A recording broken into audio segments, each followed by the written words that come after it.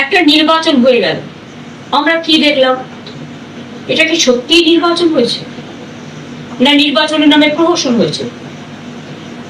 প্রথম কথা, কোন রাজ্যের লজিস্টিক ডিসক্রিপেন্সি বলে কোনো কিছু এসআইআর হয়নি, একমাত্র বাংলা। সেখানে জেনে শুনে 60 লক্ষ লোকের নাম বাদ দেওয়া হয়েছিল, প্লাস আরো 58 লাখ। তার মধ্যে লড়াই করে আমরা 32 লক্ষ লোকের নাম তুললেও 27 লক্ষ, এবং পরে বিজেপি জমা দিয়েছিল আরো 7 লক্ষ, 34 লক্ষ সংখ্যাটা হয়, প্লাস 58 লক্ষ। তার মানে 58 34 যদি আপনারা দেখেন, প্রায় 1 কোটির কাছাকাছি চলে যাচ্ছে। এই 1 লক্ষ, হ্যাঁ 1 কোটির কাছাকাছি চলে যাচ্ছে। তো এবার আপনারা আমাকে বলুন, এত কাউন্টিং রিগিং করা, ইভিএম মেশিন রিগিং করা, আমাদের কাছে স্পেসিফিক খবর আছে সেন্ট্রাল ইলেকশন কমিশনের অফিস থেকে ডেটা হ্যাকিং করা, বিভিন্ন সূত্র মারফত, বিভিন্ন মানুষ মারফত, বিভিন্ন অর্গানাইজেশন মারফত খবরগুলো কানে আসছে একটা একটা করে। বিজেপির লোকেরা সিআরপিএফ এর ড্রেস পরে ঢুকে গেছে কাউন্টিং সেন্টারে, পরিকল্পিত হয়। যেদিন ফলতার রেজাল্ট আউট হলো সেদিন বিকেলবেলা মমতা বন্দ্যোপাধ্যায় পোস্ট করলেন যে আমি বিকেলে লাইভে আসছি, অনেক তথ্য দেব। ভাবলাম যে কি না কি হবে, কি না কি বড় ব্যাপার। তো সত্যি সত্যি মমতা বন্দ্যোপাধ্যায় লাইভে এলেন এবং তথ্যও দিলেন। সেই তথ্য শুনে আমরা তো অবাক হয়েছি, সত্যি অবাক হয়েছি। কি কি তথ্য দিলেন, কি বললেন, সবটা অ্যানালাইজ করে আপনাদের বলবো। এবং আমাদের রাজ্য সরকার অর্থাৎ আমাদের মুখ্যমন্ত্রী শুভেন্দু অধিকারী নতুন কি অর্ডার পাস করেছেন অবৈধ অনুপ্রবেশকারী বাংলাদেশি এবং রোহিঙ্গিয়াদের নিয়ে কি কি অর্ডার দিয়েছেন পুলিশ এবং অ্যাডমিনিস্ট্রেশনকে, সেটা বলবো। সব খবরের ডিটেলসে যাওয়ার আগে নমস্কার, আমি চন্দন। আমার এই ছোট্ট ইউটিউব চ্যানেল দৃষ্টিপাতে আপনাদের স্বাগত জানাই। মমতা বন্দ্যোপাধ্যায় লাইভে এলেন এবং আমরা লাইভে আসার আগে ভাবলাম কি না কি তথ্য দেবেন। এই তো কিভাবে হারলেন উনি, ওনার যে দলের চুরি দুর্নীতি সেগুলো হয়তো ভুল স্বীকার করবেন বা মানুষের কাছে ক্ষমা চাইবেন এবং মানুষের কাছে বলবেন যে তাদের কি ভুল হয়েছে, এরকম ভাবে হয়তো নিজেদের স্বীকারোক্তি প্রকাশ করবেন ভাবলাম। কিন্তু মমতা বন্দ্যোপাধ্যায় লাইভে তো এলেন, তথ্যও দিলেন, কিন্তু সেই তথ্য দেখে আমরা তো অবাক। মমতা বন্দ্যোপাধ্যায় বলছেন লজিস্টিক্যাল ডিসক্রিপেন্সি। মমতা বন্দ্যোপাধ্যায়কে বলবো, মমতা বন্দ্যোপাধ্যায় এই লজিস্টিক্যাল ডিসক্রিপেন্সি আপনি অনেকদিন থেকে চালাচ্ছেন। আজ এই ভুল শুনে, ভুল জেনে, না জেনে সবকিছু উল্টো পাল্টা বলার কারণে আজ আপনার দল এবং আপনাদের এই দুর্দশা হয়েছে, এই অবস্থায় গিয়ে পৌঁছেছে। কোনো রাজ্যে তো দূরের কথা, আমাদের রাজ্যেও এই লজিস্টিক্যাল ডিসক্রিপেন্সি বলে কিছু হয়নি। আমাদের রাজ্যে লজিক্যাল ডিসক্রিপেন্সি হয়েছে বলে শুনেছি, আর আপনি সেটাকে লজিস্টিক্যাল ডিসক্রিপেন্সি বানিয়ে দিচ্ছেন। আপনাদের এই ভুল তথ্য, না জেনে উল্টোপাল্টা বলা, সবসময় গুন্ডামি করা, সবসময় মাফিয়া মাফিয়া ভাব দেখানো, এইসবের জন্য আজ চরম পর্যায়ে পৌঁছে গেছেন আপনার দল এবং আপনারা। মমতা বন্দ্যোপাধ্যায়কে বলবো, আপনি যে বলছেন লজিস্টিক্যাল ডিসক্রিপেন্সি, এই কথাটা লজিক্যাল নাকি লজিস্টিক্যাল, এই কথাটা অন্যের কথা শোনা তো দূরের কথা, আপনি যে কি বলছেন সেটা যদি নিজের কথাটা নিজে শুনতেন তাহলে বুঝতে পারতেন যে আপনি কি বলছেন। তাহলে আজ তৃণমূলের এই দুর্দশা হতো না। ফল তাতে 1 লাখেরও বেশি ভোটে জয়ী হয়েছেন বিজেপি প্রার্থী দেবাংশু পণ্ডা। মানুষের মনে এত খুশি, আনন্দে হইহুল্লোড় চলছে, আর মমতা বন্দ্যোপাধ্যায় বলছেন খুশি দেখতে পাচ্ছেন না। মানুষের মনে কোনো খুশি নেই। আপনি খুশি দেখতে পাচ্ছেন না, না দেখতে চাইছেন না। আমি কিন্তু এটা বলবো যে না, মমতা বন্দ্যোপাধ্যায় একদিক থেকে কিন্তু ঠিক কথা বলেছেন, মানুষের মনে খুশি নেই। তৃণমূলের যে যার দলের মানুষগুলো বা তৃণমূলকে যারা সাপোর্ট করে সেই সব মানুষগুলোর মনে খুশি নেই, এটা ঠিক কথা, এটা কোনো ভুল নেই। কিন্তু বাকি যারা জনসাধারণ আছে, বাকি যারা সাধারণ মানুষ আছে, তাদের মনে খুশির একদম জোয়ার বইছে। মমতা বন্দ্যোপাধ্যায় লাইভ করছিলেন, কিন্তু আমি তার কমেন্ট দেখে অবাক হয়ে গেছি, হতভম্ব হয়ে গেছি যে একটা মানুষ, একটা প্রাক্তন মুখ্যমন্ত্রী, এত বড় একটা মানুষ, এত দিন ধরে শাসন কার্য চালিয়েছেন, এতদিন ধরে মুখ্যমন্ত্রী পদে থেকেছেন, তিনি লাইভ করছেন। সেখানে আমি তো একটাও পজিটিভ কমেন্ট দেখতে পাইনি। এখানে এমন এমন কমেন্ট আসছিল, এমন এমন নেগেটিভ কমেন্ট আসছিল যেগুলো তো মানে কল্পনাও করা যায় না। ভাবতে পারছেন মানুষের মনে একটা কোন জায়গায় আছে, আমি তো আজও বুঝতে পারলাম। যদি মানুষের মনে এইটুকু জায়গা থাকতো তাহলে এরকম নেগেটিভ কমেন্ট এত হিউজ পরিমাণে আসতো না। এত কিছুর পরেও ইনারা নিজেদের দোষগুলো, নিজেদের কীর্তিকলাপগুলোকে শুধরে নেওয়ার বা নিজেদের ভুল করে যে আমি ভুল করেছি স্বীকারোক্তি করার, সেটা প্রচেষ্টা তো দূরের কথা, নিজেরা যে ভুল করতে পারে সেটুকুই মানতে চাইছে না বা মানতে চায়ও না। মমতা বন্দ্যোপাধ্যায় লাইভ করে বলছেন আমি ভোটে হারিয়ে আমাকে হারিয়ে দেওয়া হয়েছে, ষড়যন্ত্র করে ইভিএম হ্যাক করা হয়েছে। অভিযোগ তো আরো ভয়ঙ্কর ভয়ঙ্কর অভিযোগ। বলছে বিজেপির কর্মীদের নাকি সিআরপিএফ এর ড্রেস পরিয়ে তৃণমূলকে হারিয়ে দেওয়া হয়েছে। আপনার যে সেখানে এজেন্টরা ছিল তারা কি করছিল? ওরা কি ওখানে মানুষ গুনছিল না ঘাস বাঁচছিল? আপনার এজেন্টরা জানতে পারেনি?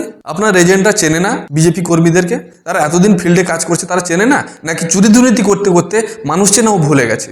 আর আপনি লাইভে এসে কি সব ফালতু কথা বলছেন? আপনার কাছে যদি সত্যি আপনার মনে হয় যে আপনাকে হারানো হয়েছে, আপনি হেরে গেছেন, প্ল্যান করে হারিয়েছে, ইভিএম হ্যাক করা হয়েছে, সিআরপিএফ এর ড্রেস পরেছিল বিজেপি কর্মীরা, তাহলে যান না, এভিডেন্স তৈরি করুন, এভিডেন্স তৈরি করে যান না। আপনি তো কথায় কথায় আগে হাইকোর্টের সিঙ্গেল বেঞ্চ থেকে ডিভিশন বেঞ্চ থেকে সুপ্রিম কোর্টে ছুটে চলে যেতেন, কথায় কথায় ছুটে চলে যেতেন। কোর্টে গিয়ে বলুন না, কেস করুন, এফআইআর করুন, কেস লড়ুন। সেটা কেন করছেন না? লাইভে এসে ফালতু বকাবকি করছেন, মানুষকে ভুল বুঝাচ্ছেন, ন্যারেটিভ ছড়াচ্ছেন, প্রোপাগান্ডা ছড়াচ্ছেন, মিথ্যে বলছেন। আপনাদের এই মিথ্যে, দুর্নীতি আর কথায় কথায়, আপনার তো কথায় কথায় মিথ্যে বলার মানে সেই প্রথম থেকেই মনে হয় অভ্যেস ছিল নাকি আমি জানি না। মিথ্যে বলতে বলতে এমন জায়গায় পৌঁছে গেছেন, আজ সত্যিটাকে মানে নিজেদের চরম দুর্দশার সময়েও মিথ্যে বলা ছাড়তে পারছেন না।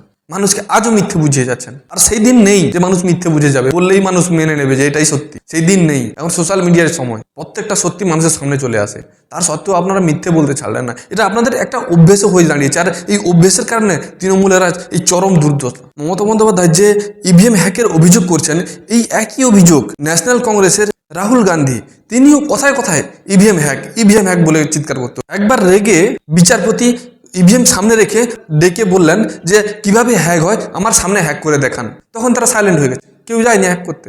এরা একটা মানুষকে মিথ্যে বোঝানো, মানুষকে ভুল বোঝানো, মানুষকে মিথ্যে বলে মানুষের মধ্যে একটা বিভ্রান্তি তৈরি করা, এদের একটা রাজনৈতিক স্বভাবে পরিণত হয়ে গেছে। আমি মমতা বন্দ্যোপাধ্যায়কে বলবো, এরকম আলতু ফালতু মিথ্যে ন্যারেটিভ না ছড়িয়ে, প্রোপাগান্ডা না ছড়িয়ে, এরকম মানুষকে ভুল বোঝানো বা মিথ্যে বলার চেষ্টা না করে একটু কনসার্ন হন। এর আগে তো আপনাদের নামে বালি চুরি, কয়লা চুরি, পাথর চুরি, বাগনা চুরি, এটা চুরি, চাল চুরি, না মানে কোনো কিছু অভাব ছিল না চুরির অভিযোগ থাকতে। এখন আবার নতুন চুরি আসছে সামনে, ত্রাণের জিনিস চুরি, জায়গা মাটির চুরি, সব রকম অভিযোগ আসছে।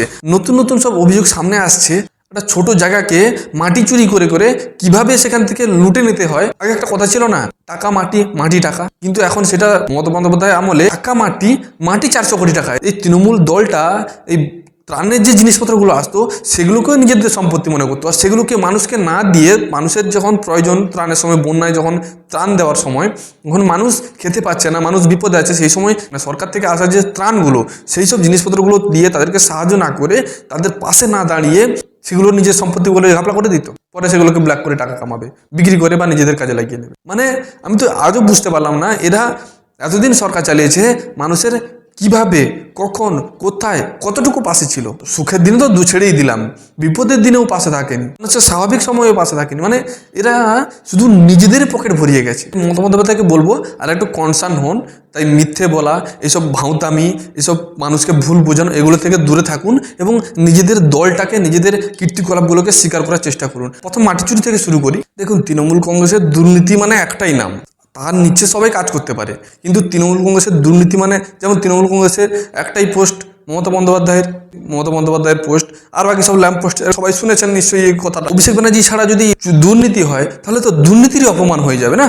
এটা সেই অভিষেক বন্দ্যোপাধ্যায় মাটি বিক্রি করার যে মাটি নিয়ে দুর্নীতি হয়েছে, তার মধ্যে সবথেকে বড় নাম অভিষেক বন্দ্যোপাধ্যায় এবং স্থানীয় বিধায়ক দিলীপ মণ্ডলের নাম উঠে এসছে। এরা নাকি চরম পর্যায়ে দুর্নীতি করেছে। শুধু তাই নয়, আমি আপনাদের সারদার যে গার্ডেন কাহিনী আপনারা শুনেছেন, 1993-তে এখানের অন্যতম ডিরেক্টর ছিলেন সুদীপ্ত সেন। তার 6 বছর পরে এখানকার যে জায়গার আসল মালিক ছিলেন বিশ্বনাথ অধিকারী, তাকে খুন করা হয় সেই গার্ডেনের মধ্যেই, এবং এই গার্ডেনটাকে নিজের কন্ট্রোলে নিয়ে নেন সুদীপ্ত সেন। এই 10 বিঘা যে গার্ডেন কখন 300 বিঘা হয়ে যায় কেউ বুঝতে পারে না। এই ঘটনা সামনে আসতে ইডি যখন এই জায়গাটাকে, এই গার্ডেনটাকে নিজেদের আয়ত্তে নেয়, তখন এই জায়গাটা নাম চেঞ্জ হয়ে যায়। মানে বুঝতে পারছেন এরা কোন কোন লেভেলের দুর্নীতি করেছিল। নাম চেঞ্জ করে হয়ে যায় জীবিকা ব্যাংকুয়েট অ্যান্ড গার্ডেন্স। তখন তো বাবার সম্পত্তি হয়ে যায় না, তখন দিনে রাতে মাটি তোলো, আর মাটি তুলে তুলে এরা 400 কোটি টাকা কামিয়ে নিয়েছে। মাটি তুলতে তুলতে এখানে এরা 12টা পুকুর তৈরি করে ফেলেছে, ভাবতে পারছেন? মানে মাটিকেও এরা ছাড়েনি, মাটি তুলে তুলে 400 কোটি টাকা তো দুর্নীতি করেছে, তার সঙ্গে 12টা পুকুর কেটেও বসে আছে। দুর্নীতির কোনো সীমা পরিসীমা নেই। আমি আপনি যেটাকে ভাবতে পারি না যে এখানে দুর্নীতি হতে পারে, ওরা ওখানেও দুর্নীতি করতে পারে। ওদের কাছে দুর্নীতিটা হচ্ছে একটা স্পেশালাইজেশন, মানে মানুষ অন্যান্য শিক্ষাগত যোগ্যতায় কি হয়, পিএইচডি করে, আরও বিভিন্ন রকম শিক্ষাগত যোগ্যতা আছে। এদের শিক্ষাগত যোগ্যতার যে লেভেল, সে লেভেলের কোনো কোর্সই নেই। চুরি দুর্নীতিতে এমন একটা লেভেলে আছে যা অন্য কেউ এর ধারে পাশে আসতে পারবে না। আপনি তো ভাবতেই পারবো না। এদের দেখতে পান না, এই তৃণমূলের এমএলএদের বড় বড় পার্ক, বড় বড় গার্ডেন, এই সব হাওয়া মহলের মতন বড় বড় মহল, সেই এইসব টাকা, এই দুর্নীতির টাকা। দিলীপ মণ্ডল যে বিজেপি ক্ষমতায় আসার পরেও বড় বড় বাতেলা মারছিলেন, সেই দিলীপ মণ্ডলের বিরুদ্ধে এইসব অভিযোগ উঠেছে। এরা মনে করে সরকার মানে চুরি করা যায়, এরা মনে করে মানুষ আমাদের ভোট দিয়েছে চুরি করার জন্য, এরা মনে করে মানুষ আমাদের পদে বসিয়েছে, মানুষ আমাদের গদি দিয়েছে চুরি করার জন্য, মানে আমাদেরকে স্বীকৃতি দিয়েছে চুরি করার, এরা এরকমই মনে করে। তাই চুরির কোনো লেভেল নেই। তৃণমূলের একজন এমপি দীপক অধিকারী বা দেব, ঘাটাল থেকে যিনি এমপি হয়েছেন, ওনাকে তো আমি জিজ্ঞেস করতে, কখনো সামনে গেলে আমি জিজ্ঞেস করতাম যে তৃণমূল তো আপনাকে এতদিন বোকা বানিয়ে ঘাটাল মাস্টার প্ল্যান বলেই ঘেঁটে দিল, আর আপনিও সেই ঘেঁটে গেলেন। তো সেই এতদিন তো আপনাকে তৃণমূল বোকা বানালো, তাও আপনারা শিখলেন না। কিন্তু মানুষ আর বোকা হবে না, মানুষ শিখে গেছে, মানুষ জেনে গেছে, বুঝেও গেছে। ঘাটাল পৌরসভার 5 নম্বর ওয়ার্ডের কাউন্সিলর মৃদুলা দত্ত এখান থেকে মানে একবার দুবার নয়, একাধিকবার ঘাটাল এরিয়ার তৃণমূল পার্টি অফিস এবং কাউন্সিলরের থেকে এই চুরি দুর্নীতি, মানে ত্রাণের যে জিনিসপত্রগুলো পাওয়া গেছে, ধরা পড়েছে। তো এবারও সেই ঘাটাল মিউনিসিপ্যাল কর্পোরেশনের 5 নম্বর ওয়ার্ডের কাউন্সিলর মৃদুলা দত্তের বাড়ি থেকে ত্রাণের কিট বেরিয়েছে, ত্রিপল বেরিয়েছে। 2021 এবং 2025 সালে যে বন্যার যে ত্রাণের কিট এবং ত্রিপলগুলো তাদের থেকে বাড়ি থেকে বেরোচ্ছে। মানে কবেকার জিনিসপত্র এরা মজুত করে রাখে, চুরি, মানে আমি তো এটা বুঝতে পারি না, এগুলো নিয়ে করবেটা কি? মানে খোলা মার্কেটে ব্ল্যাক করে বিক্রি করে, না এগুলো নিজেদের কাজে লাগায়? আমি তো সেটাই বুঝতে পারলাম না আজ পর্যন্ত। এরা চুরির কোন লেভেলে এরা আছে? মানুষ যখন জানতে পারে যে এই কাউন্সিলরদের বাড়ি থেকে ত্রিপল বেরোচ্ছে, এই বেরোচ্ছে, তারা তো অবাক। মানে তৃণমূলের ক্যাডার এত পরিমাণ বেড়ে গেছিলো, দেখুন টাকা তো ওই পরিমাণই আছে যেরকম ছিল, কিন্তু ক্যাডার সংখ্যা এত বেড়ে গেছিলো যে ভাই যারা চুরি দুর্নীতি করছে ভাগে কম পড়ে যাচ্ছে। মানে চুরি দুর্নীতি যে করছিল আগে যেরকম করতো একদম প্রথম, তো তারপরে ক্যাডার বেড়ে যাওয়াতে ওই পরিমাণ চুরি দুর্নীতি হলো না, কারণ ভাগে কম পড়ে যাচ্ছে। তাই আরও বেশি চুরি দুর্নীতি করতে হবে। তাই A to Z যা হয়, যেখান থেকে হয়, যেভাবে হয়, যে অবস্থাতেই হয়, চুরি দুর্নীতি করা শুরু করতো। মানে এদের ক্যাডারের সংখ্যা এমন বেড়ে গেছিলো, একটা 500 টাকার জন্য চুরি দুর্নীতি মারামারি হয়ে যায়, এরকম একটা অবস্থা। শুধু তাই নয়, আমাদের এই বাংলাদেশের রোহিঙ্গা নিয়ে আমাদের মুখ্যমন্ত্রী একটা বড় সিদ্ধান্ত নিয়েছেন। আমাদের বর্তমান মুখ্যমন্ত্রী শুভেন্দু অধিকারী জেলা শাসকদের নির্দেশ করেছেন যে জেলায় জেলায় হোল্ডিং সেন্টার তৈরি হবে, যেখান থেকে এই বাংলাদেশি রোহিঙ্গারা যারা সিএ এর আওতায় এসে গেছেন তারা নয়, যারা সিএ এর আওতায় এখনও আসেনি তাদেরকে ডিটেক্ট করে সেই হোল্ডিং সেন্টারে রাখা হবে এবং তাদেরকে বিএসএফের হাতে ডিরেক্টলি তুলে দেওয়া হবে। দেখুন, এটা রিসেন্ট যে তৈরি হচ্ছে বা এইটা রিসেন্ট অর্ডার হয়েছে তা নয়, এই অর্ডারটা অনেক আগে হোম মিনিস্ট্রি থেকে এসেছিল, স্বরাষ্ট্র দপ্তর থেকে এসেছিল, 25 পাতার একটা অর্ডার এসেছিল, কিন্তু মমতা বন্দ্যোপাধ্যায় এটা কর্ণপাত করেননি। তাই বর্তমান শুভেন্দু অধিকারী আসতে যে আইন কানুন ব্যবস্থাকে সঠিক করার সঙ্গে সঙ্গে যে ডেমোগ্রাফি চেঞ্জ হয়ে গেছে সেটার জন্য কড়া সিদ্ধান্ত নিচ্ছেন।